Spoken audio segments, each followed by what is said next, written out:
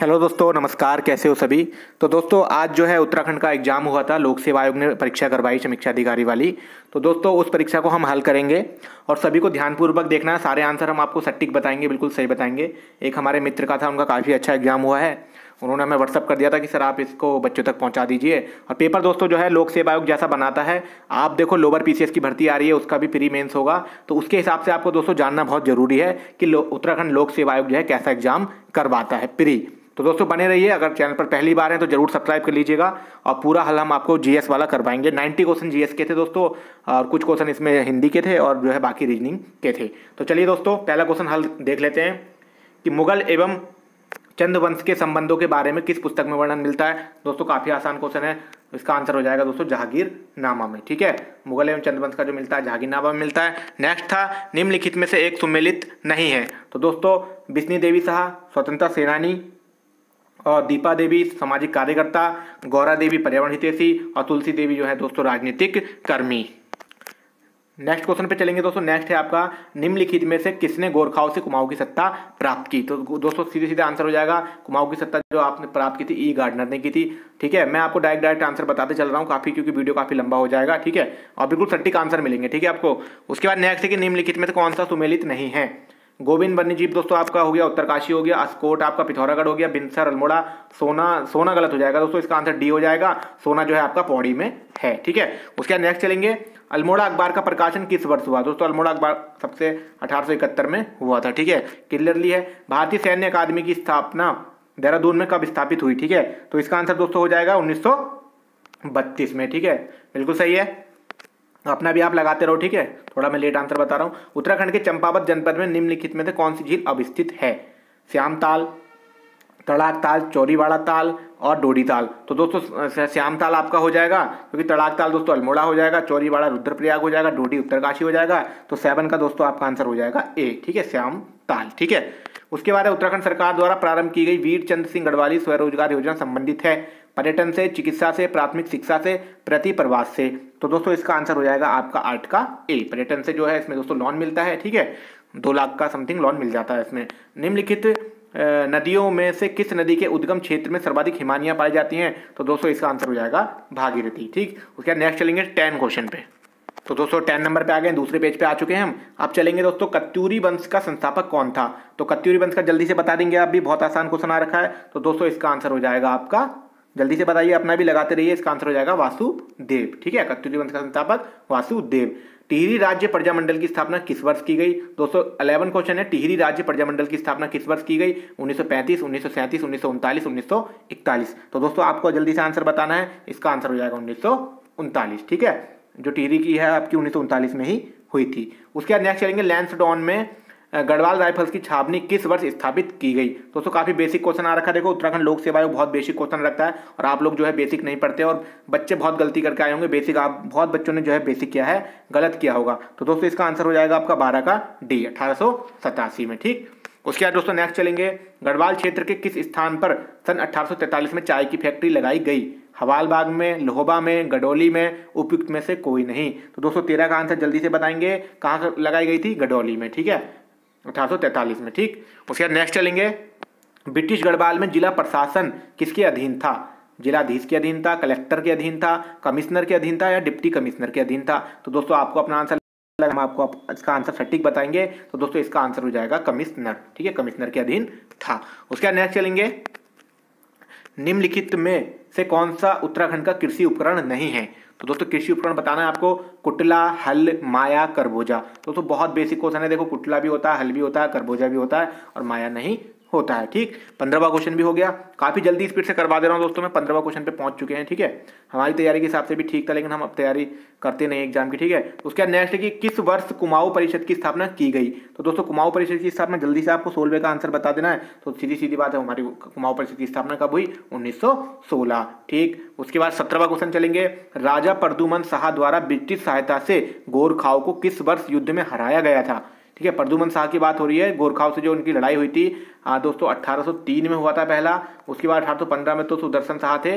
तो इसका आंसर दोस्तों 1803 हो जाएगा। ठीक है, राजा परदुमन शाह द्वारा ब्रिटिश सहायता से गोरखाओं द्वारा, हाँ ठीक है दोस्तों 1803 ही इसका आंसर हो जाएगा। ठीक, क्योंकि 1804 में शायद वो मारे गए थे। उसके बाद है बिखौती मेला उत्तराखंड में किस हिंदी माह में मनाया जाता है? तो दोस्तों बिख्याति मेला तो परीक्षा वाली का क्वेश्चन है, काफी बेसिक है दोस्तों। 18वें क्वेश्चन का आपका आंसर हो जाएगा बैसाखी माह में, मतलब बैसाख के माह में। ठीक, उसके बाद नेक्स्ट चलेंगे, उत्तराखंड में उच्च शिखरीय पादप शोध संस्थान निम्नलिखित में से किस स्थान पर अवस्थित है?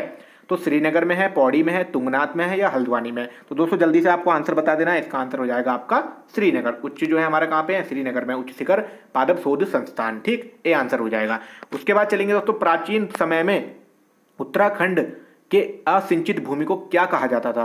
तो दोस्तों सिंचित भूमि को तो दोस्तों तलाऊ कहा जाता था, उपराऊ भी कहा जाता था। ठीक है, 5 प्रकार की बांटी गई थी शायद। और इजराइन क्या कहा जाता था? असिंचित भूमि को शायद इजराइन कहा जाता था। तो इसका आंसर आपका इजराइन हो जाएगा, मतलब कि ए आंसर इसका हो जाएगा। तो दोस्तों कैसा लग रहा है पढ़ाने का तरीका और आपको आंसर समझ में आ रहे होंगे तो कमेंट करना। ठीक है, तो 20 क्वेश्चन हो गए, अब चलते हैं 21वें क्वेश्चन पे।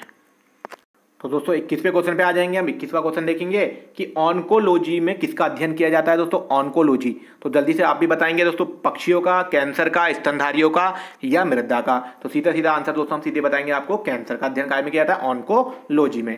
अब चलेंगे 22 क्वेश्चन, डॉल्फिन किस वर्ग का उदाहरण है? ठीक है, तो डॉल्फिन दोस्तों किस वर्ग का उदाहरण है? एम्बीफिया है, पीसीज है, एबीज है, मतलब पक्षी है या स्तनधारी है? तो दोस्तों आपको जल्दी से अपना आंसर बताना है, हम आपको सटीक आंसर बताते हैं। तो डॉल्फिन जो है दोस्तों सीधा सीधा है कि यह है एक स्तनधारी है। ठीक, नेक्स्ट चलेंगे, पीत ज्वर का संचारण होता है? बहुत आसान क्वेश्चन है दोस्तों, एडीज द्वारा, क्यूलेक्स द्वारा, नर एनीफिलीज द्वारा या मादा एनीफिलीज? दोस्तों पीत ज्वर जो है मादा एनीफिलीज ही शायद फैलाता है, तो इसका आंसर डी ऑप्शन हो जाएगा। ठीक, नेक्स्ट चलेंगे, निम्नलिखित में से कौन सा पक्षी उड़ान रहित नहीं है? उड़ान रहित नहीं है मतलब वह उड़ नहीं सकता है। तो कीवी है, एमू है, शुतुरमुर्ग है या सारस केन है? ठीक है, तो जल्दी से दोस्तों आपको अपना आंसर बता देना 24 का। तो 24 का दोस्तों एमू जो है उड़ नहीं पाते हैं क्योंकि सुरंग बना के रहते हैं। जहां तक है कीवी भी दोस्तों उड़ता ही है, शुतुरमुर्ग भी और सारस केन भी उड़ता ही है। उसके बाद नेक्स्ट चलेंगे, नेक्स्ट क्वेश्चन दोस्तों 25, ट्राई नाइट्रोटोलिइन TNT है। दोस्तों TNT तो दोस्तों आपको सभी को पता होगा, बेसिक क्वेश्चन अगर आप साइंस पढ़ते हैं तो 25 का आंसर आपका हो जाएगा विस्फोटक। ठीक है, विस्फोटक सी हो जाएगा। ठीक, भारत का प्रथम सफलतापूर्वक प्रक्षेपित उपग्रह दोस्तों आर्यभट्ट था, भास्कर था, इनसेट A1 था, IRS था। तो दोस्तों सफलतापूर्वक प्रक्षेपित उपग्रह दोस्तों आपका ये हो जाएगा दोस्तों आर्यभट्ट, शायद 1875 वाला, तो आपका ये हो जाएगा आर्यभट्ट। ठीक है, भारत का प्रथम सफलतापूर्वक प्रक्षेपित उपग्रह। ठीक, उसके बाद नेक्स्ट चलेंगे, दात्र कोशिका अरक्तता रोग है। ठीक है, तो दोस्तों दात्र कोशिका वाला दोस्तों इसका आंसर हो जाएगा, इसका हो जाएगा क्षारंजियों का। ठीक है, ये पक्षियों से संबंधित एक रोग होता है। ठीक, उसके बाद है, भारतवर्ष की स्वतंत्रता के समय भारतीय राष्ट्रीय कांग्रेस के अध्यक्ष कौन थे? मौलाना अब्दुल कलाम आजाद थे, JB कृपलानी जी थे, राजेंद्र प्रसाद जी थे या जवाहरलाल नेहरू? तो दोस्तों आपको जल्दी से इसका आंसर बताना है क्योंकि बेसिक क्वेश्चन है। तो दोस्तों हो जाएगा हमारे भारत की स्वतंत्रता के समय भारतीय राष्ट्रीय कांग्रेस के अध्यक्ष JB कृपलानी जी। ठीक हो गया, 28 का आपका आंसर हो जाएगा B। उसके बाद दोस्तों 29 क्वेश्चन पे चलेंगे, भारत में किसे कृत्रिम बुद्धिमत्ता का जनक कहा जाता है? तो दोस्तों कृत्रिम बुद्धिमत्ता का कंप्यूटर का क्वेश्चन है, जॉन मैककार्थी। ठीक है, जॉन मैककार्थी। ठीक है, चार्ल्स बेबेज कंप्यूटर के हो गए, लीडी फॉरेस्ट ये JP गार्ड ये किसी और चीज के हो गए। तो ठीक है, इसका आंसर हो जाएगा जॉन मैककार्थी। ठीक है, कृत्रिम बुद्धिमत्ता का जनक कौन कहलाता है? John McCarthy. उसके बाद दोस्तों नेक्स्ट चलेंगे,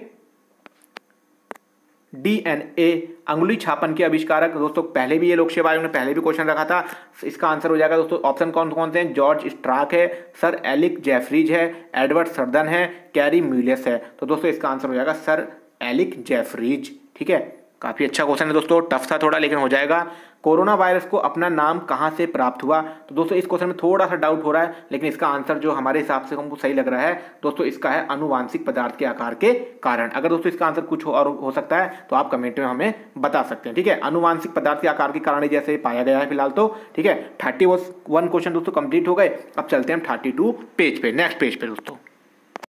तो दोस्तों नेक्स्ट पेज में हम आ चुके हैं और वीडियो अच्छी लग रही है तो जरूर लाइक कर देना। ठीक है, शेयर भी कर देना दोस्तों में, छोटे भाई बहन अगर तैयारी कर रहे हैं तो वहाँ भी शेयर कर देना। उसके बाद सुदर्शन झील का निर्माण किसने कराया? तो दोस्तों ए ऑप्शन है तुष्पाक, पर्णदत्त, पुष्यगुप्त वैश्य और चक्रपालित। तो दोस्तों आसान क्वेश्चन है, बेसिक क्वेश्चन है, 32 का आंसर आपका हो जाएगा पुष्यगुप्त वैश्य क्योंकि उसके वहाँ पर ये रहता था। अशोक के सारनाथ स्तंभ पर कौन सा पशु चित्र अंकित नहीं है? दोस्तों घोड़ा भी है, ठीक है, और हाथी नहीं है शायद, और शेर भी है और गेंडा भी है। तो इसका आंसर दोस्तों हाथी हो जाएगा। ठीक है, अशोक के सारनाथ स्तंभ पर कौन सा पशु अंकित नहीं है? थोड़ा सा डाउट हो रहा है लेकिन हाथी इसका आंसर बिल्कुल सही है। ठीक है, तिब्बती बौद्ध संगीति किसके शासनकाल में आयोजित की गई? तो तिब्बती बौद्ध संगीति दोस्तों बहुत बेसिक क्वेश्चन है, जल्दी से आपको मन में सोच लिया होगा और आपका आंसर सही है। तिब्बती बौद्ध संगीति कब हुई थी? अशोक के शासन काल में हुई थी। नेक्स्ट चलेंगे, मार्टिन व्हीलर और स्टुअर्ट पिंगट के अनुसार सिंधु सभ्यता की तिथि थी। तो दोस्तों थोड़ा सा क्वेश्चन इन्होंने घुमा रखा है, तो इसका आंसर दोस्तों सी ऑप्शन ही जहां तक है कंफर्म होगा। 35 का जो है सी होगा, क्योंकि 2500 से 1750 के बीच इसकी जो खोज को जो है माना गया है अधिकतर। ठीक है, तो आपका आंसर सी ही 35 का सही हो जाएगा। उसके बाद दोस्तों नेक्स्ट चलेंगे, प्रबंध चिंतामणि। ठीक है, प्रबंध चिंतामणि बहुत आसान है। देखो, प्रबंध चिंतामणि संध्याकर नंदी, नए चंद्र सूरी, भवभूति और मेरु तुंग। तो दोस्तों प्रबंध चिंतामणि किसकी पुस्तक है? मेरु तुंग की। ठीक है, याद कर लेना, इसको नोट कर लेना। उसके बाद नेक्स्ट चलेंगे, पेरिपल्स ऑफ द इरीथ्रियन सी किस भाषा में लिखी गई? तो दोस्तों इसकी भाषा क्या है? इसके तो राइटर भी दोस्तों ये मिले नहीं थे, ऐसी बुक थी कि इसके राइटर जो है अभी तक भी नहीं है। तो उस समय जो थे यूनानी का शासनकाल था जिस समय ये दोस्तों बुक जो प्राप्त हुई थी। ठीक है, तो इसका आंसर हो जाएगा यूनानी। पेरिपल्स ऑफ द इरीथ्रियन सी किस भाषा में लिखी गई? तो दोस्तों इसका आंसर हो जाएगा आपका यूनानी। उसके बाद नेक्स्ट चलेंगे 38 क्वेश्चन पे, भारतीय राष्ट्रीय कांग्रेस की स्थापना के समय भारत का वायसराय। तो दोस्तों काफी भारतीय राष्ट्रीय कांग्रेस की स्थापना पहले कब हुई जल्दी से बताएंगे, कमेंट में बताएंगे कुछ बच्चे। ठीक है, और मैं आपको इसका आंसर बताता हूं, उस समय कौन था? Lord Dufferin. ठीक है दोस्तों, 38 का आंसर हो जाएगा आपका सी, लॉर्ड डफरिन। गदर पार्टी का गठन किस वर्ष किया गया था? गदर पार्टी का गठन दोस्तों किया गया 1913। और किसने किया दोस्तों? लाला हरदयाल ने। ठीक है, ये भी आपको याद कर लेना है। किस वर्ष वर्नाकुलर प्रेस एक्ट पारित किया गया था? तो दोस्तों बहुत आसान क्वेश्चन है, 1878, 1875, 1879, 1881। तो 40 का दोस्तों कौन सा आंसर हो जाएगा? 40 का आंसर आपका हो जाएगा ए, 1878 में जो है वर्नाकुलर प्रेस एक्ट पारित हुआ था। उसके बाद दोस्तों नेक्स्ट चलेंगे, ऐसा तो नहीं लग रहा काफ़ी स्पीड से पढ़ा रहा हूँ दोस्तों, मेरा पढ़ने का पढ़ाने का तरीका थोड़ा स्पीड से ही है। और ठीक है, समय चलो वैसे अच्छा लग रहा होगा आपको। उसके बाद चलते हैं 41 क्वेश्चन पे कि गांधी इरविन समझौता किस वर्ष हुआ? तो दोस्तों गांधी इरविन समझौता सभी बच्चों को जल्दी से बताना है। 1930, 1931, 1932, 1935। तो आंसर हो जाएगा आपका 1931। ठीक है, बेसिक क्वेश्चन है, कुछ बच्चे गलत करके आए होंगे। ठीक, उसके बाद दोस्तों 42 क्वेश्चन पे हम चलेंगे कि संगम साहित्य किस भाषा में लिखा गया? संगम साहित्य दोस्तों संस्कृत में लिखा गया, मराठी में लिखा गया या तमिल में लिखा गया? तो दोस्तों संगम साहित्य जो 42 का आंसर हो जाएगा आपका, ये हो जाएगा आपका दोस्तों तमिल में लिखा गया था। ठीक है, तो दोस्तों नेक्स्ट क्वेश्चन आ जाएगा आपका कि 43 है, 1906 में मुस्लिम लीग का गठन किस स्थान पर किया गया था? तो दोस्तों मुस्लिम लीग का गठन 1906 में कब किया गया और ये कहाँ गया था? ढाका में। किसके द्वारा किया गया था? सलीमुल्लाह खान ने किया था शायद 1906 में। उसके बाद दोस्तों नेक्स्ट चलेंगे कि महान विद्वान अश्वघोष किस शासक का समकालीन था? तो दोस्तों चंद्रगुप्त प्रथम का था, स्कंदगुप्त का था, कनिष्क का था या हर्षवर्धन का था? जल्दी से आपको आंसर बताना है और हम आपको राइट आंसर बताते हैं। तो दोस्तों राइट आंसर इसका हो जाएगा कनिष्क, क्योंकि उसके समय में ये रहता था। ठीक है, अश्वघोष जो है किसके समकालीन था? ये था आपके कनिष्क के। ठीक है, अब चलेंगे दोस्तों 45 क्वेश्चन पे। तो दोस्तों 45 क्वेश्चन पे हम आ चुके हैं नेक्स्ट पेज पे। बोर मत होइएगा, बोर नहीं होना है, आपको लगातार पढ़ना, क्योंकि आपको पता चल जाएगा कि आयोग जो है परीक्षा कैसे कराता है। और आयोग जो आंसर हम बता रहे हैं सारे आंसर सटीक हैं। ठीक है, कोई भी आंसर अगर कुछ एक आध हो सकता है आगे पीछे, नहीं तो बाकी सारे आंसर आपको सटीक मिल रहे हैं। कौन कहा करता था कि मैं मुसलमानों का गोखले बनना चाहता हूँ? ए ऑप्शन है मौलाना मोहम्मद अली जिन्ना, सर सैयद अहमद खान, खान अब्दुल गफ्फार खान। थोड़ा सा दोस्तों इस क्वेश्चन में डाउट है, लेकिन इसका आंसर हो जाएगा मोहम्मद अली जिन्ना। ठीक है, बी ऑप्शन। उसके बाद नेक्स्ट चलेंगे कि दिल्ली के सुल्तान ने अपनी आत्मकथा लिखी, कि दिल्ली के किस सुल्तान ने अपनी आत्मकथा लिखी थी दोस्तों? सिकंदर लोदी, मोहम्मद बिन तुगलक या इल्तुतमिश या फिरोज तुगलक? तो फुतुह फिरोज शाही किसने लिखी दोस्तों? फिरोज तुगलक ने जो है अपनी आत्मकथा लिखी थी। उसके बाद इसका आंसर हो जाएगा डी। ठीक, 47 पे चलेंगे, श्यामजी कृष्ण वर्मा ने लंदन में इंडियन हाउस की स्थापना कब की? दोस्तों बेसिक क्वेश्चन है, जल्दी से आपने आंसर सोच लिया होगा और आपका आंसर बिल्कुल सही होने वाला है दोस्तों। इंडियन हाउस की स्थापना 1905 में हुई थी। उसके बाद दोस्तों नेक्स्ट चलेंगे 48 क्वेश्चन पे, उत्तराखंड के कितने सदस्य लोकसभा में प्रतिनिधित्व करते हैं? तो दोस्तों लोकसभा में कितने जो जाते हैं हमारे, वो जाते हैं दोस्तों 5 सदस्य। और राज्यसभा में जल्दी से कमेंट करके बताएंगे कि राज्यसभा में कितने हैं। मंत्री परिषद में फेरबदल करने का अधिकार किसको है? ठीक है, 49 क्वेश्चन है कि मंत्री परिषद में फेरबदल करने का अधिकार किसको है? राष्ट्रपति को, मंत्रिमंडल को, प्रधानमंत्री को या स्पीकर को? तो दोस्तों इसका आंसर हो जाएगा हमारे प्रधानमंत्री जी को, जो फेरबदल कर सकते हैं वही कर सकते हैं। उसके बाद नेक्स्ट चलेंगे, भारतीय संविधान का अनुच्छेद 280 संबंधित है। तो दोस्तों 280 बहुत आसान है दोस्तों, वित्त आयोग है, निर्वाचन आयोग है, लोक सेवा आयोग है या संघ लोक सेवा आयोग है? तो दोस्तों वित्त आयोग जो है आपका 280 में है, वित्त आयोग। ठीक है, निर्वाचन आयोग आपका 24 हो गया, लोक सेवा आयोग 215 हो गया और जो संघ लोक सेवा आयोग 26 हो गया। ठीक है, तो दोस्तों इसका आंसर हो जाएगा वित्त आयोग जो है आपका 280 में है। उसके बाद चलेंगे भारत के उपराष्ट्रपति के हटाने का प्रस्ताव लाया जाता है। तो दोस्तों ए ऑप्शन है केवल लोकसभा द्वारा, संसद के लिए सभी सदन द्वारा, संसद की संयुक्त बैठक द्वारा, केवल राज्यसभा द्वारा। तो दोस्तों उपराष्ट्रपति को हटाने का प्रस्ताव तो जब संयुक्त बैठक होती है तभी लाया जाता है, क्योंकि पूरी बैठक में तय किया जाता है। तो इसका आंसर हो जाएगा सी, संसद की संयुक्त बैठक द्वारा। उसके बाद चलेंगे दोस्तों 52 क्वेश्चन, ठीक है। हमने 50 क्वेश्चन कंप्लीट कर दिए हैं, हमारे 40 क्वेश्चन और बचे हैं। चलेंगे, भारत का संविधान अंगीकृत किया गया, ये कुछ बच्चे बहुत क्वेश्चन इसको गलत करके आए होंगे। 15 अगस्त 1947, 9 दिसंबर 1946, 26 नवंबर 1949 और 26 जनवरी 1950। तो दोस्तों इसका आंसर होगा आपका 26 नवंबर 1949, जो अंगीकृत किया गया था 26 नवंबर 1949 को, ठीक है। लागू जो हुआ 26 जनवरी 1950 से। उसके बाद नेक्स्ट चलेंगे दोस्तों, राष्ट्रपति के चुनाव संबंधी विवादों का निर्णय दिया जाता है, ठीक है। राष्ट्रपति के चुनाव जो संबंधी विवाद होते हैं उनका निर्णय कौन करता है? भारत का सर्वोच्च न्यायालय, संसद द्वारा, लोकसभा द्वारा, चुनाव आयुक्त द्वारा। तो दोस्तों इसका आंसर हो जाएगा भारत के सर्वोच्च न्यायालय द्वारा, ठीक, ए ऑप्शन। उसके बाद 54 चलेंगे, पूना समझौता कब हुआ?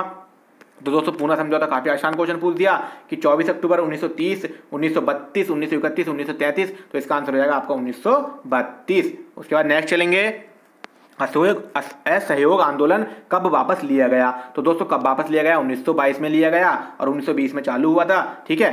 और क्यों लिया गया था जो जल्दी से कमेंट में बताएंगे, किसी वजह से लिया गया था। उसके बाद दोस्तों चलेंगे 56वें क्वेश्चन पे, पानीपत का तृतीय युद्ध किस वर्ष हुआ? तो दोस्तों पानीपत का तृतीय युद्ध, पहले आपको पहला भी याद करना है, दूसरा भी याद करना है, तीसरा भी, क्योंकि दोस्तों बहुत आसान क्वेश्चन है, क्योंकि आपको ये जो है तीनों युद्ध याद होने चाहिए। तो दोस्तों ये होगा आपका 1761, ठीक है। उसके बाद चलेंगे दोस्तों हम नेक्स्ट पेज पे 57वें क्वेश्चन पे। तो दोस्तों नेक्स्ट पेज पे आ चुके हैं, वीडियो को जल्दी से आप कमेंट कर देना कोई भी अगर आपको सवाल होता है। भारत के संविधान की प्रस्तावना में धर्मनिरपेक्ष और समाजवादी शब्दों को जोड़ा गया। तो दोस्तों यह है जोड़ा गया 39वें संविधान संशोधन द्वारा, 41वें द्वारा, 42वें द्वारा या 44वें द्वारा। तो दोस्तों धर्मनिरपेक्ष और समाजवादी शब्दों को जोड़ा गया था 42वें संविधान संशोधन द्वारा। और 42वां कब हुआ था दोस्तों? 1976, ठीक है दोस्तों। और ये 44वां कब हुआ था? 1978, ठीक है। आपको ये याद रखना है क्योंकि ये जो संशोधन थे काफी महत्वपूर्ण थे, ठीक है। उसके बाद नेक्स्ट चलेंगे, भारत में हरित राजमार्ग नीति शुरू की गई थी, ठीक है। करंट का क्वेश्चन है दोस्तों कि भारत में हरित राजमार्ग नीति शुरू की गई थी। 58 का आंसर दोस्तों थोड़ा सा देख लेंगे, 58 का आंसर है आपका 2015 में, ठीक है। ये आपको याद कर लेना है, नोट कर लेना है, ठीक है, आगे परीक्षाओं के लिए। अब है भारत के 15वें वित्त आयोग के अध्यक्ष कौन थे? राकेश रमन, रमेश चंद्र, उर्जित पटेल या एनके सिंह? दोस्तों बेसिक है, आपने याद किया होगा तो एनके सिंह, ठीक है। थोड़ा स्पीड से कर रहे हैं। व्यवसाय करने में आसानी पर विश्व बैंक की रिपोर्ट 2020 के अनुसार भारत की रैंक है, ठीक है दोस्तों। इन्होंने करंट जो अफेयर पूछा है 2020 का पूछा है। तो दोस्तों भारत की जो व्यवसाय करने में जो आसानी में जो भारत की जो रिपोर्ट है वो दोस्तों है 77वीं, ठीक है। इसका आंसर ए हो जाएगा, ठीक है। उसके बाद नेक्स्ट चलेंगे 61 क्वेश्चन पे, यह धारणा कि आर्थिक वृद्धि सभी क्षेत्रों में नीचे तक पहुंचेगी जो को जाना जाता है। तो दोस्तों इसका आंसर में थोड़ा सा हमको कंफ्यूजिंग हो रहा है, लेकिन इसको हम दोस्तों स्किप कर देंगे इस क्वेश्चन को, ठीक है। जब ये आंसर सीट आएगी तब आप इसको मिला लेंगे, ठीक है। उसके बाद नेक्स्ट चलेंगे दोस्तों, निम्नलिखित में से कौन एक ग्रीन हाउस गैस नहीं है? तो बहुत आसान क्वेश्चन है। मीथेन दोस्तों है, ओजोन है, ऑक्सीजन नहीं है दोस्तों, नाइट्रस ऑक्साइड है, ठीक है। तो इसका आंसर हो जाएगा हमारा ग्रीन हाउस गैस नहीं है, ऑक्सीजन। और ऐसे क्वेश्चन को हमेशा ध्यान से पढ़ा करो। आप सीधे सीधे पढ़ते हैं कुछ बच्चे कि निम्नलिखित में कौन सी ग्रीन हाउस गैस है, वो ये नहीं पढ़ते हैं कि नहीं ये पूछ रखा है पूछा होता है, या ओजोन लगा देंगे या मीथेन कोई सी भी लगा देते हैं। तो आपको ऐसी भी गलती नहीं करनी है, ठीक है। उसके बाद 63 क्वेश्चन पे चलेंगे कि आर्थिक सर्वेक्षण 2020-21 के अनुसार भारत के सकल घरेलू उत्पाद में कृषि का हिस्सा क्या है? तो दोस्तों कृषि का हिस्सा कितना है दोस्तों? करंट का क्वेश्चन है 63, तो 63 का दोस्तों आंसर हो जाएगा आपका ए, 17.8%, ठीक है। इसका आंसर हो जाएगा 17.8%। उसका नेक्स्ट चलेंगे, स्मार्ट सिटीज मिशन किस वर्ष में आरंभ किया गया? जो दोस्तों स्मार्ट सिटी चुनी जा रही हैं, जो स्मार्ट सिटियां जो बनाई जा रही हैं, तो दोस्तों इस मिशन की शुरुआत कब की गई थी? ये बीजेपी की सरकार के बाद ही 2015 में इसकी शुरुआत कर दी गई थी, ठीक है, 2015। उसके बाद 65वां क्वेश्चन है, भारत के केंद्रीय बजट 2021-22 में राजकोषीय घाटा लक्षित है 3%, 4.5%, 5.5% या 6.8%। तो दोस्तों इसका आंसर हो जाएगा आपका 3%, ठीक है। ये आंसर इसका राइट है बिल्कुल, जीडीपी।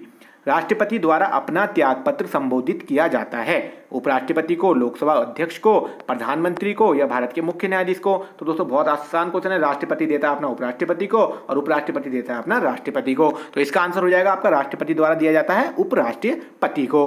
उसके बाद 67 क्वेश्चन पे चलेंगे दोस्तों। सर्वोच्च न्यायालय के न्यायाधीश किस आयु में सेवानिवृत्त होते हैं? तो दोस्तों 65 वर्ष की आयु में। बेसिक है। राष्ट्रपति द्वारा राज्यसभा के लिए कितने सदस्य को मनोनीत किया जाता है? तो दोस्तों राज्यसभा में कितने लोग मनोनीत किए जाते हैं? 68 का आंसर आपका हो जाएगा सी ऑप्शन, ठीक है, 12 लोग। ठीक, अब चलेंगे हम नेक्स्ट पेज पे। अब दोस्तों हम नेक्स्ट पेज पे आ चुके हैं 69 क्वेश्चन पे। निम्नलिखित में से किस देश का भूमध्य सागर के साथ तट नहीं है? ठीक है, इटली, फ्रांस, लीबिया, जर्मनी। दोस्तों जल्दी से आपको अपना आंसर बताना है, हम सही आंसर आपको बताएंगे। दोस्तों फ्रांस भी लगता है, लीबिया भी, जर्मनी भी, और जो है इटली हमारा नहीं लगता है। तो दोस्तों इसका आंसर हो जाएगा इटली। ठीक है, नेक्स्ट चलेंगे कि निम्नलिखित में से कौन सा पर्वतीय दर्रा उत्तराखंड में स्थित नहीं है? नहीं है पूछा है। ठीक है, लिपुलेख दोस्तों, लिपुलेख है, और माना दर्रा भी है, नोमा दर्रा भी है, और सीप किला दर्रा कहाँ है दोस्तों? सीप किला दर्रा हमारा है हिमाचल प्रदेश। तो इसका आंसर हो जाएगा बी ऑप्शन। निम्नलिखित में से नेक्स्ट चलेंगे 71 क्वेश्चन। निम्नलिखित में से किस भारतीय राज्य की सीमा बांग्लादेश से नहीं लगती? तो दोस्तों त्रिपुरा, मणिपुर, मेघालय, असम। तो दोस्तों 71 का आंसर हो जाएगा आपका क्या कहते हैं, बांग्लादेश से किसकी नहीं लगती? दोस्तों मेघालय की नहीं लगती है, बाकी इन सबकी लगती है। ठीक है, उसके बाद नेक्स्ट चलेंगे निम्नलिखित में से किस राज्य से कर्क रेखा नहीं गुजरती? ठीक है, ये क्वेश्चन बहुत अच्छे से करना है, इसमें लोग कंफ्यूज हो जाते हैं। देखो गुजरात से, राजस्थान से, त्रिपुरा से या अरुणाचल प्रदेश से। तो दोस्तों 72 का आंसर आपका हो जाएगा डी, अरुणाचल प्रदेश से जो है ये नहीं गुजरती है। गुजरात में भी जाती है, राजस्थान में भी और त्रिपुरा में भी जाती है। नेक्स्ट चलेंगे लेपचा व हो जनजातियां सामान्यतः भारत के किस राज्य में है? तो दोस्तों मध्य भारत, उत्तर पूर्वी भारत, दक्षिण भारत, पश्चिम भारत। तो दोस्तों पहले तो आपको राज्य सोचना है कि कौन से राज्य में, सिक्किम वगैरह में ही पाई जाती है लेपचा जनजाति, तो हो जाएगा पूर्वोत्तर भारत या उत्तरी पूर्व भारत। उसके बाद 74 क्वेश्चन पे चलेंगे। निम्नलिखित में से किस भारतीय राज्य में उच्च सड़क घनत्व है? तो दोस्तों बहुत आसान क्वेश्चन है, बेसिक है, इसको हम जल्दी से बताएंगे, केरल। ठीक है, इसका आंसर हो जाएगा केरल, उच्च सड़क घनत्व। ठीक है, उसके बाद नेक्स्ट है निम्नलिखित में से कौन सा खनिज कोडाराइट अंतर्वेदी चट्टान से संबंधित है? तो दोस्तों इसका आंसर थोड़ा सा अभी हमें डाउट में हो रहा है, लेकिन इसका आंसर दोस्तों मैग्नीज कंफर्म है। ठीक है, ये कोडरमा की खाने जो होती हैं शायद वही शब्द है। ठीक है, तो इसका आंसर मैग्नीज हो जाएगा। अगर कुछ और होगा तो आप हमें कमेंट में बता सकते हैं। ठीक है, उसके बाद दोस्तों नेक्स्ट चलेंगे 76 क्वेश्चन पे कि हीराकुंड परियोजना किस नदी का जल उपयोग करती है? दोस्तों हीराकुंड दोस्तों बहुत आसान है, गोदावरी, नर्मदा, सोन, महानदी। तो दोस्तों जल्दी से आपको आंसर बता देना है 76 का। तो 76 का आंसर हो जाएगा आपका महानदी। हीराकुंड जो है महानदी पर है। ठीक है, उसके बाद नेक्स्ट चलेंगे इंदिरा गांधी नहर परियोजनाओं में से किस नदी से पानी लाती है? तो रावी से, ब्यास से, सतलज से या उपयुक्त में से सभी। दोस्तों लोक सेवा आयोग इस क्वेश्चन को 10 बार पूछ चुका है, इसका आंसर हो जाता है हमारा उपयुक्त में से सभी। ठीक, नेक्स्ट चलेंगे राष्ट्रीय पादप जीनोम अनुसंधान संस्थान। ठीक है, राष्ट्रीय पादप जीनोम अनुसंधान संस्थान कहाँ है दोस्तों? तो सीधे सीधे इसका आंसर लगा देंगे जल्दी से, क्योंकि आप सभी को ये याद होना चाहिए दोस्तों, ये हमारा कहाँ पे है? लुधियाना। ठीक, उसके बाद नेक्स्ट चलेंगे निम्नलिखित में से भारत का वर्तमान में सबसे बड़ा वस्तु निर्यात साझेदार है? दोस्तों वस्तु निर्यात में हमारा यूएसए हो जाएगा दोस्तों। ठीक है, यूएसए हो जाएगा, चीन जो है आयात में है और निर्यात में जो है यूएसए हो जाएगा। ठीक, अब चलेंगे 80 क्वेश्चन पे। निम्नलिखित में से कौन सी ठंडी धारा नहीं है? तो दोस्तों इन्होंने 4 धाराएं रख रखी हैं, तो इसमें से आपको इस क्वेश्चन को आपको कमेंट में बताना है दोस्तों, क्योंकि इसमें थोड़ा सा हमें डाउट हो रहा है। देखो ये भी ठंडी हो गई, ये भी ठंडी है, अब इन दोनों में थोड़ा सा डाउट हो रहा है कि कौन सी धारा है। ठीक है, इसका क्वेश्चन का आंसर हम आपको कंफर्म नहीं बता सकते। ठीक है, तो चलिए दोस्तों नेक्स्ट पेज पे चलते हैं। 80 क्वेश्चन हो गए हैं, 10 क्वेश्चन और बचे हैं। तो दोस्तों हम आ चुके हैं 81 क्वेश्चन पे। आपको 81 क्वेश्चन देख लेना है। भारत की किस कंपनी ने कोवैक्स का उत्पादन किया? तो दोस्तों serum institute of India, Bharat biotech, Cadila या फ्राइजर। ठीक है, तो शायद सीरम इंस्टीट्यूट ऑफ इंडिया ने किया है कोवैक्स का। ठीक है, कोरोना वैक्सीन वाला जो है सीरम इंस्टीट्यूट ऑफ इंडिया, इसका आंसर हो जाएगा ये। 29वां सरस्वती सम्मान पुरस्कार किसे दिया गया? तो दोस्तों 82 क्वेश्चन है। 29वां सरस्वती सम्मान किसे दिया गया? पद्मा सचदेवा, वासुदेव मोही, निर्मल अंजान या विक्रम सेठ। तो दोस्तों 82 का आंसर हो जाएगा निर्मल अंजान को दिया गया था। 2 देश जो मैत्री सेतु पुल से जुड़े हुए हैं दोस्तों, काफी अच्छा क्वेश्चन है, काफी बार आता है। भारत और नेपाल, भारत और श्रीलंका, भारत और बांग्लादेश, भारत और म्यांमार। तो दोस्तों कौन सा आंसर हो जाएगा? भारत और बांग्लादेश। अंतर्राष्ट्रीय मुद्रा कोष का प्रमुख कौन है? ठीक है, अंतर्राष्ट्रीय मुद्रा कोष का प्रमुख इन्होंने करंट में पूछा है। क्रिस्टलिना जंजीवा है, थॉमसन कैरी हैं, लेस्ली बॉन है, हैंकल जॉय हैं। तो इसका आंसर हो जाएगा दोस्तों क्रिस्टलिन जंजीवा।